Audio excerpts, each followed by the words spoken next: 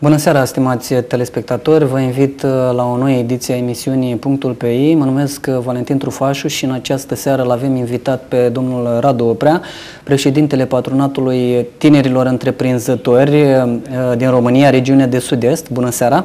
Bună seara, mulțumesc pentru invitație și bine v-am găsit! Cu dumnealui vom discuta câteva probleme care, să zic, afectează tinerii în această perioadă de criză. În primul și în primul rând să discutăm despre cel mai recent proiect lansat chiar zilele trecute. Este vorba de reîncadrarea șomerilor de mediu rural în muncă și chiar mai mult decât atât, să zic așa, inițierea unor afaceri din partea lor. Știu că sunt 240, ar fi 240 de participanți la el și dumneavoastră spuneați zilele trecute că v-ați propus ca măcar unul dintre ei să-și inițieze un proiect și să acceseze fonduri europene. Nu e prea puțin? Da. În primul rând, este vorba de un proiect foarte îndrăzneț. Aș spune unic la nivel național. Nu știu dacă unic, dar pentru zona noastră destul de îndrăzneț, să spun, deoarece vom lucra foarte mult în mediul rural, unde sunt foarte multe oportunități de finanțare în special și România în general are foarte multe resurse, atât forță de muncă, dar și teren foarte bun pentru agricultură și spații care pot fi folosite pentru activități de producție. Însă, în mediul rural, nivelul economic și de pregătire este mai redus decât în mediul urban.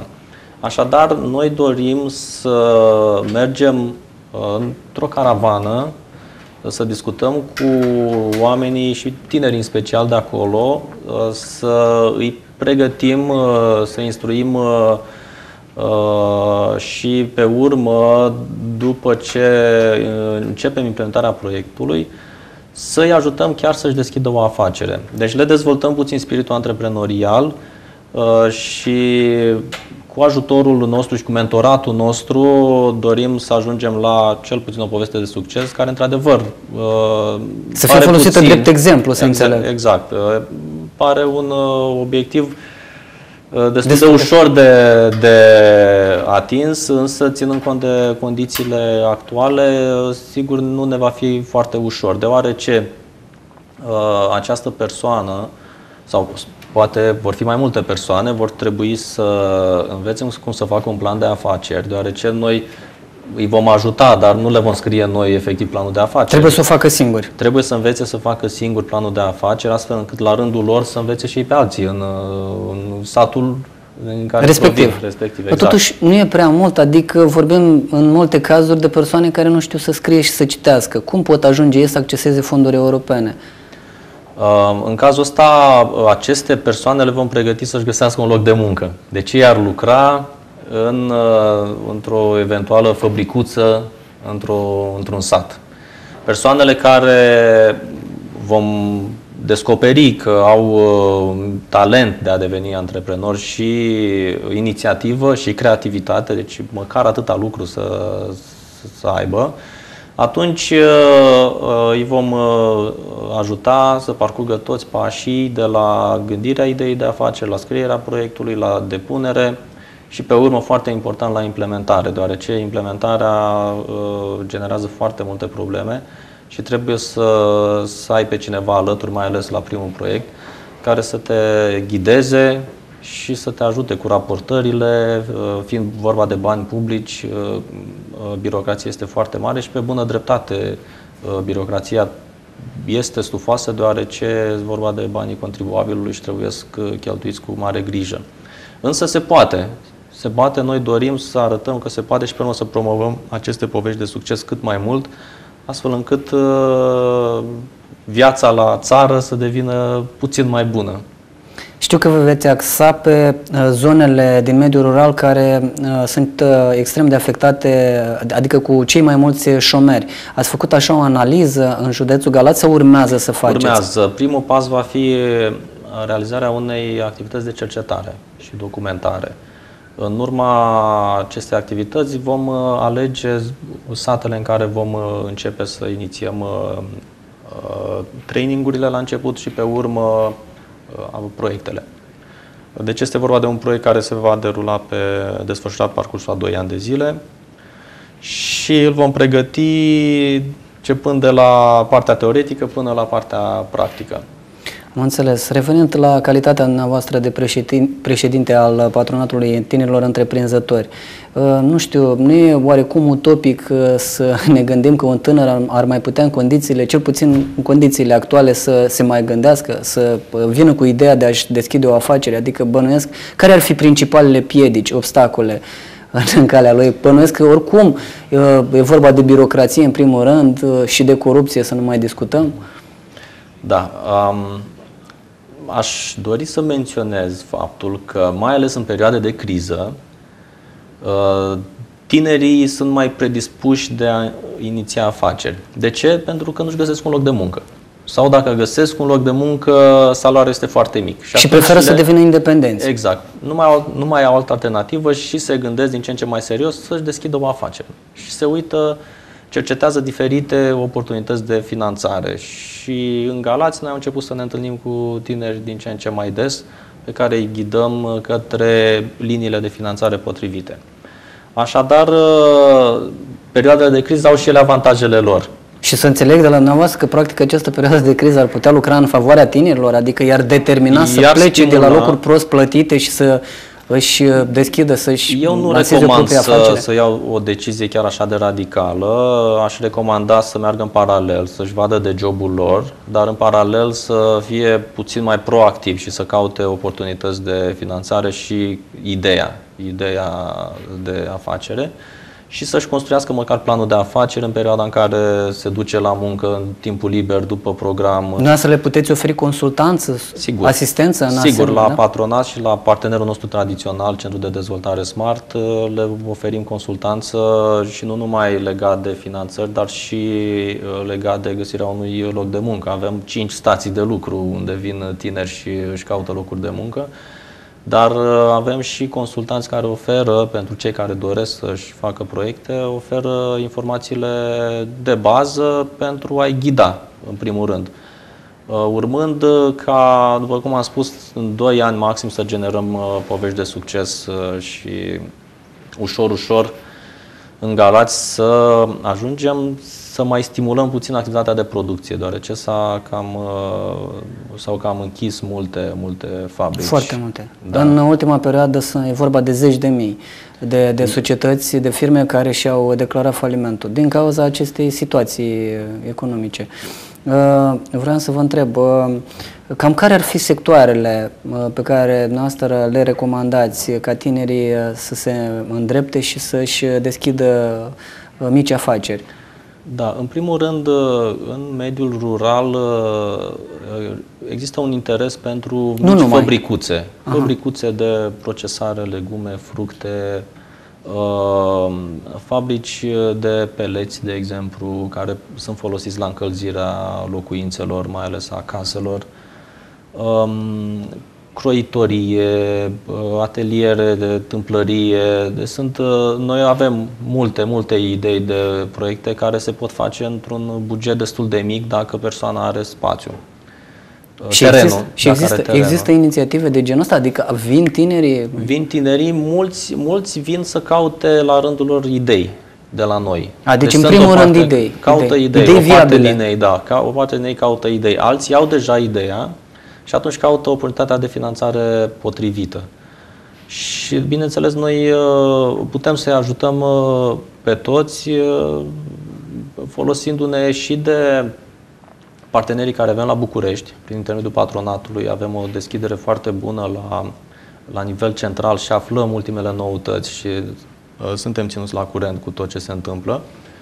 Și atunci le putem printa efectiv toate condițiile astfel încât să se poată duce acasă și să înceapă, să știe de unde să înceapă. Și este important ca odată ce se hotărăsc să se apuce efectiv de scris planul de afaceri, formularul și să țină o legătură cu noi astfel încât și noi să ne uităm pe formulare și pe planul de afaceri și să le dăm sfaturile potrivite. Și important este să înceapă să aibă inițiativă și creativitate, după cum am spus, că un întreprinzător trebuie să fie și creativ. Și atunci reușești să găsești resursele necesare pentru a pune în practică ideea pe care o ai. Și acum intervine o discuție legată de buget, că nu avem bani. Deci totul, da. Nu avem bani. Și atunci, dacă nu avem bani, așa e cazul la mulți tineri care vin la noi, sunt două variante pe care noi le recomandăm. Una, să muncească, găsească un loc de muncă cât mai bine plătit și să facă economii. Deci să acumuleze un mic capital. Să acumuleze un mic capital în 1, 2, 3, 4, 5 ani. Dar să facă economii lună de lună. Știu că este foarte greu, dar să devii propriul tău stăpân cere și sacrificii. Ei, după ce faci acest minim capital, poți să te gândești cum să obții o finanțare, deci practic să-ți dublezi bugetul pentru o investiție și să faci investiția și apoi să te desprinzi de locul de muncă. Asta ar fi o variantă. Varianta a doua ar fi să fii așa de sigur de tine că ai o idee foarte bună și să cauți să te împrumuți la prieteni, familie. Și la fel bani împrumutați, folosiți pe urmă în cadrul unui proiect ca să faci un buget mai mare și pe urmă să-l investești.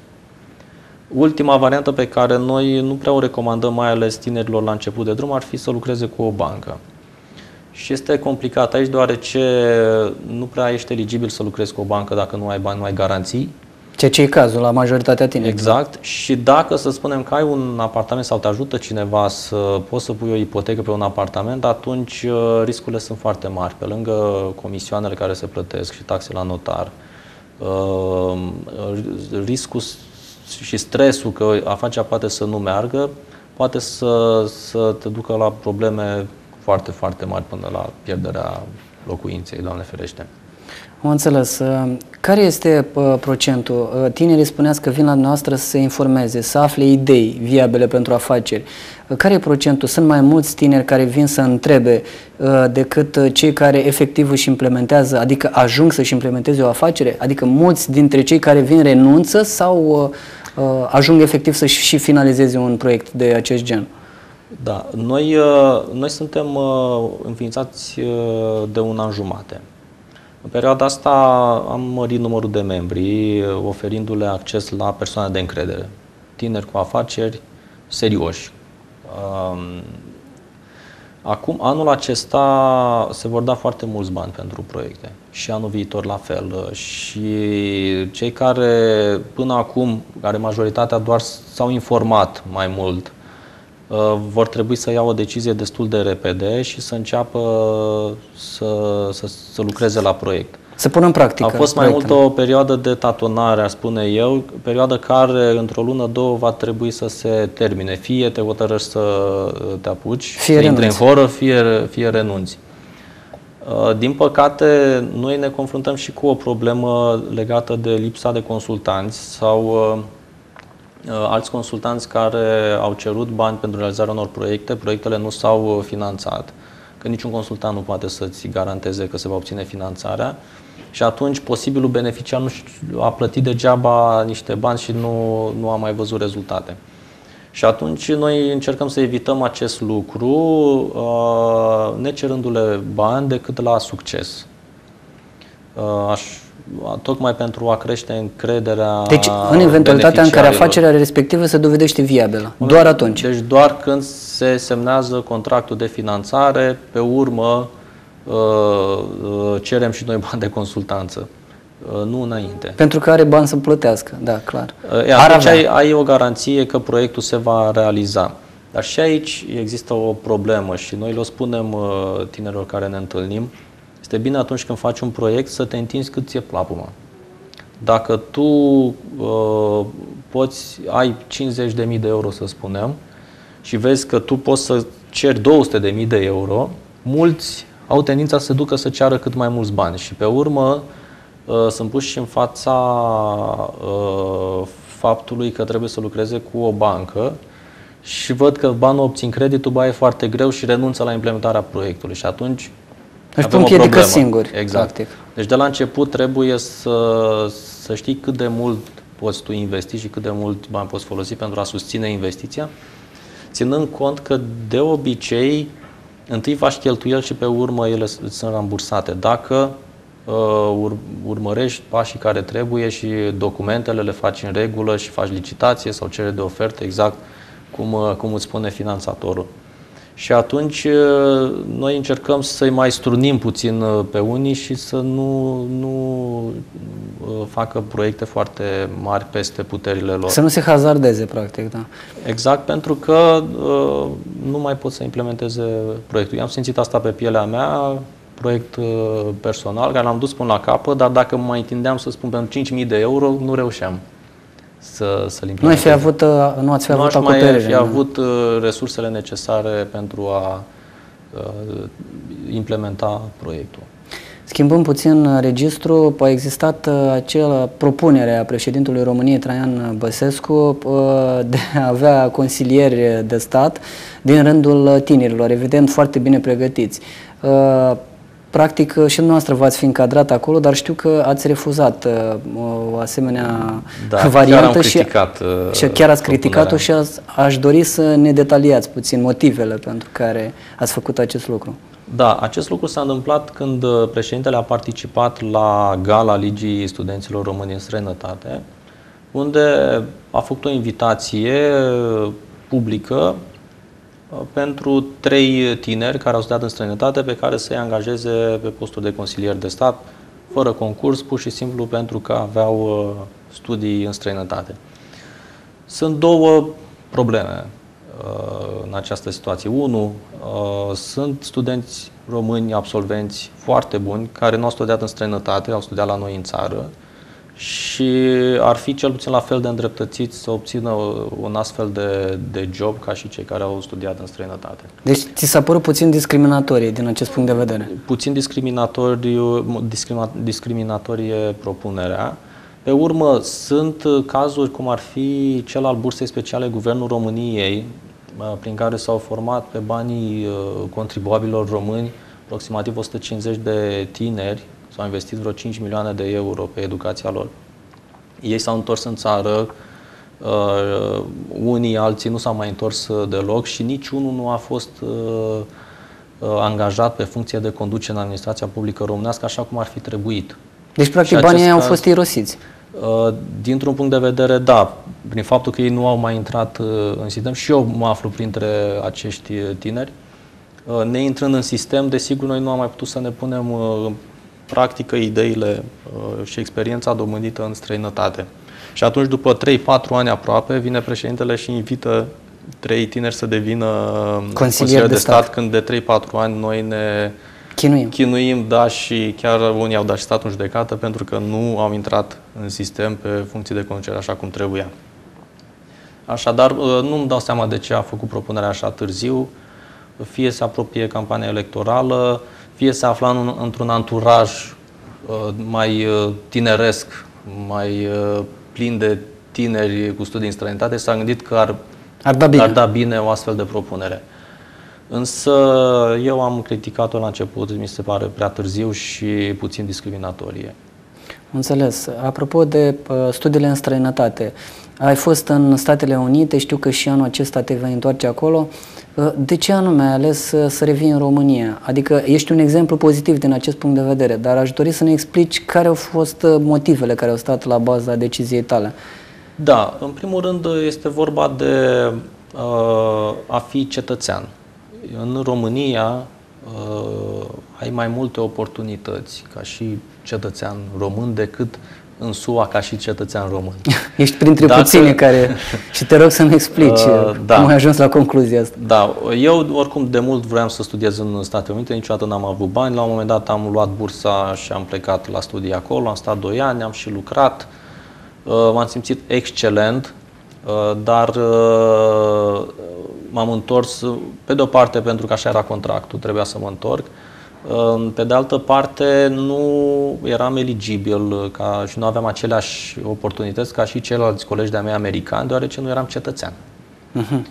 Ei, fiind cetățean în România, eu am mai multe oportunități aici în țară și mă folosesc de resursele și cunoștințele acumulate acolo pentru proiecte antreprenoriale, deocamdată.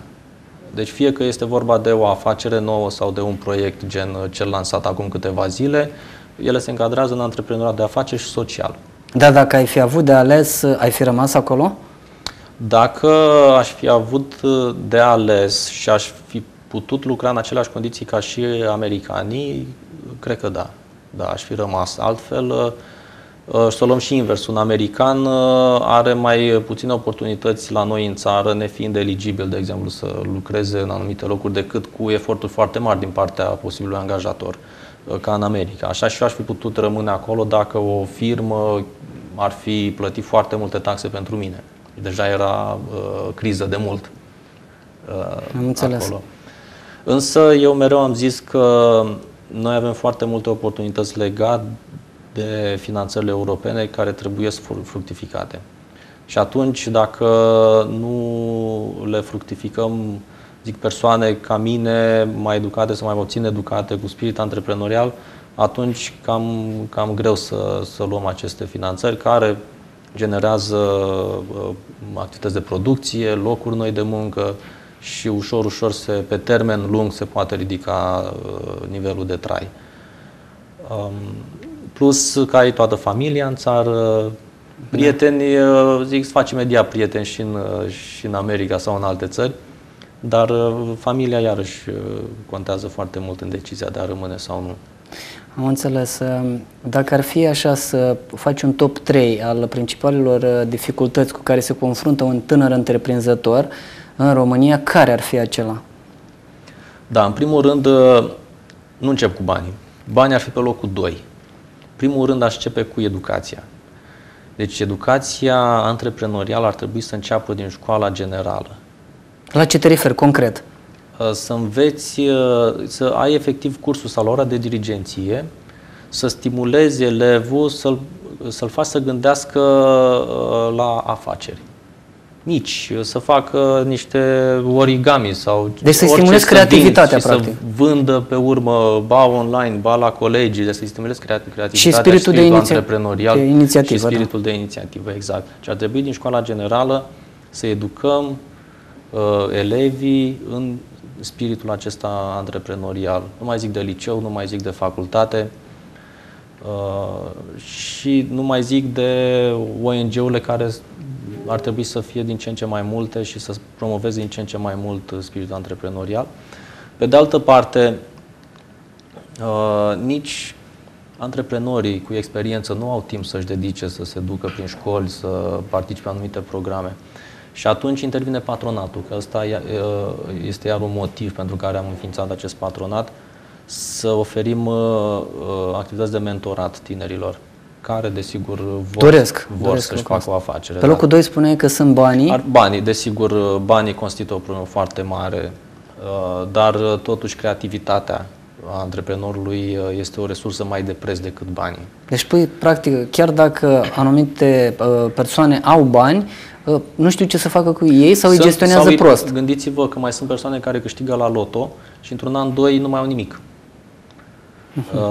Deci, oricum, la noi este o problemă cronică, a spune, lipsa de bani, nivelul salariilor este foarte mic comparativ cu cele din alte țări. Nu poți să economisești așa cum economisesc cei din alte țări mai vestice, nu mai spun de americani, sau chiar unele țări din Asia. Și atunci problemele, trebuie să fii mult mai creativ la noi în țară decât în alte țări. Și pe locul 3 aș pune birocrația, administrația publică în general. Corupție? Plătim foarte multe, intră toate aici, la administrația publică. Da, avem foarte multe taxe, chiar vorbeam cu un coleg de-al meu de la București, la Patronatul Tineri Întreprinzători. Se pare că plătim în jur de 130 de taxe ca și persoană juridică, ceea ce reprezintă foarte, foarte mult. Sufocant, aș putea spune. Da, pe urmă, într-adevăr, corupția este o mare problemă. De exemplu, nu se oferă un acces etic, echitabil la achiziții publice. De exemplu, ar fi... Dar cum anume? Adică ce? Se cere șpagă pentru fiecare operațiune Am auzit de foarte multe scandaluri în care caietele de sarcini sunt făcute cu dedicație și deja se știe că aceste caiete de sarcini se fac cu dedicație. Și deci se licitează, se știe exact nivelul și... Da, cine trebuie să câștige știe ce trebuie să facă astfel încât să îndeplinească condițiile din caietul de sarcini. Pe urmă, am făcut și analize legate de bugetele unor primării din America, gen Atlanta și Galațiu. Atlanta, care are vreo 350-40 de mii de locuitori, deci nu cu mult mai mult decât Galațiu. Ei, și în cazul ăsta e nevoie de o descentralizare mai mare, să putem încasa la bugetul local mai mulți bani decât facem în prezent, astfel încât să avem la nivel administrativ o capacitate mai mare de a depune proiecte și de a susține proiecte în ce în ce mai mari. În acest fel nu se mai fac licitații la nivel național așa multe, se fac mai multe licitații de la nivel local și desigur corupția se dispersează, se mai reduce. Fenomenul este mai redus. Se mai reduce, da. În plus, ministerele, la urma lor, ca să aibă cel puțin un nivel de venituri la fel ca înainte de descentralizare, spunem, ar trebui și ele să depună proiecte. Și atunci s-ar stimula substanțial activitatea de atragere de fonduri la noi în țară și, după cum știm, stăm foarte prost la capitolul ăsta.